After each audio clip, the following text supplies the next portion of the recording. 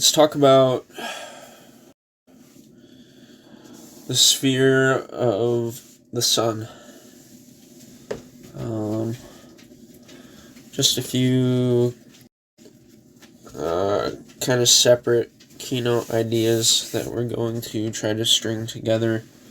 First and foremost, string of the sun, light, obviously. The sun, fiery, it burns, it casts out demons. If you want to do an exorcism, you go to the sphere of the sun. If you've been cursed, you go to the sphere of the sun. Next idea. The consciousness that exists within the sphere of the sun is the consciousness of Christ.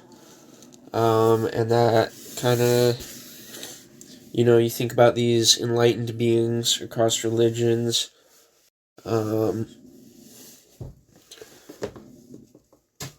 There's a theme of lack of individuality, absence of self.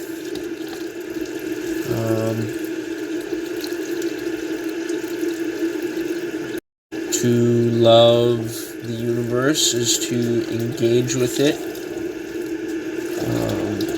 Honestly, sincerely, totally.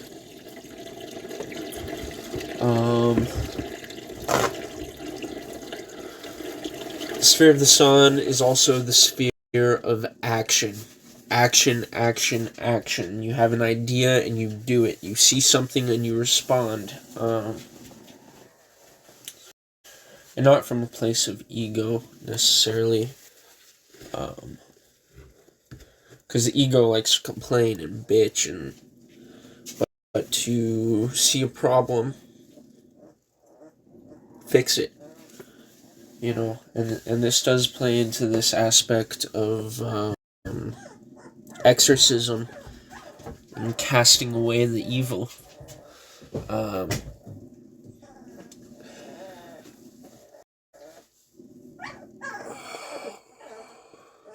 In my day-to-day life,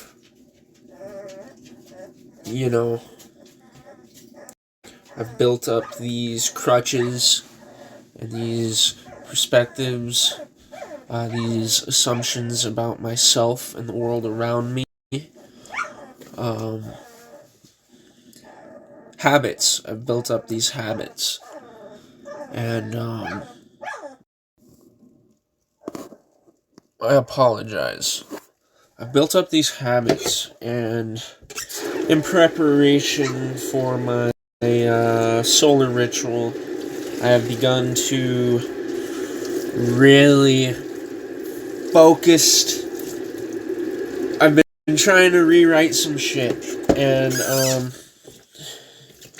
a few things I've realized is, when you take away all your habits and your things that you do every day, and you fight against it, you realize that you're really attached to something there. And when you make the realization that things you are attached to are preventing you from living your life to the fullest, you also make the unfortunate realization that time and time again you have chosen the fear and I've chosen fear. I've chosen to love fear and disharmony and the suffering.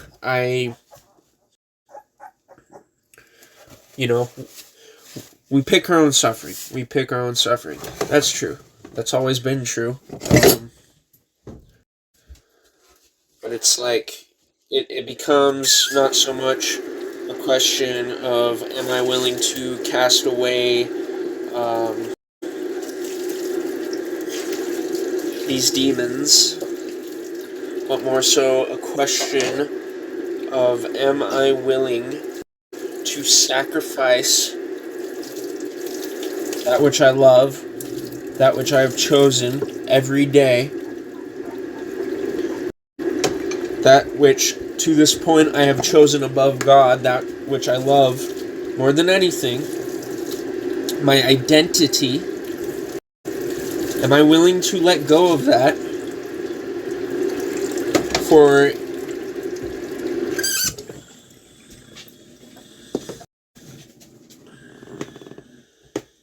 truth? And you can only really say truth because it's the great unknowable.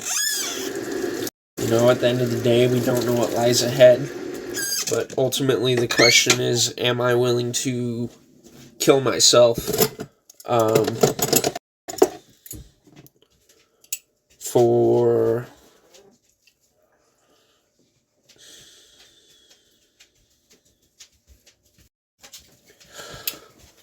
Okay, so you have Jupiter, it teaches you abundance. You have Mars, which gives you rules to deal.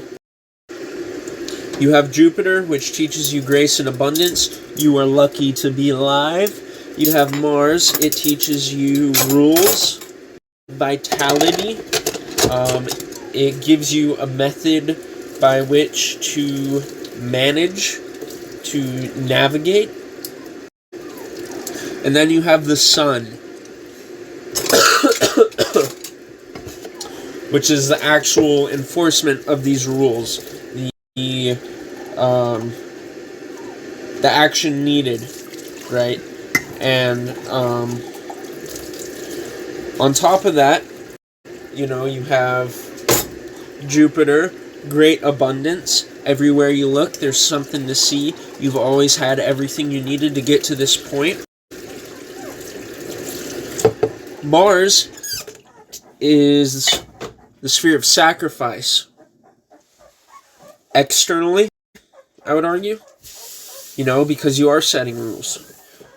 No sugar, no porn, no drugs, no cell phone.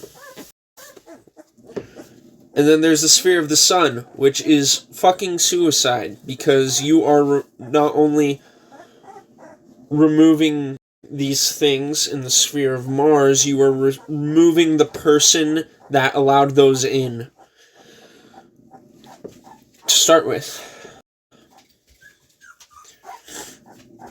I talked to a Freemason the other day, and I kind of asked him, I said, so what do you guys really do in there?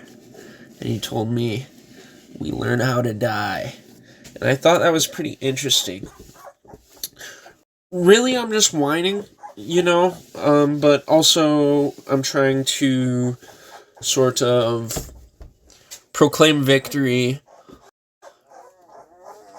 to the extent that there's no other possibility. I've been trying to change my habits.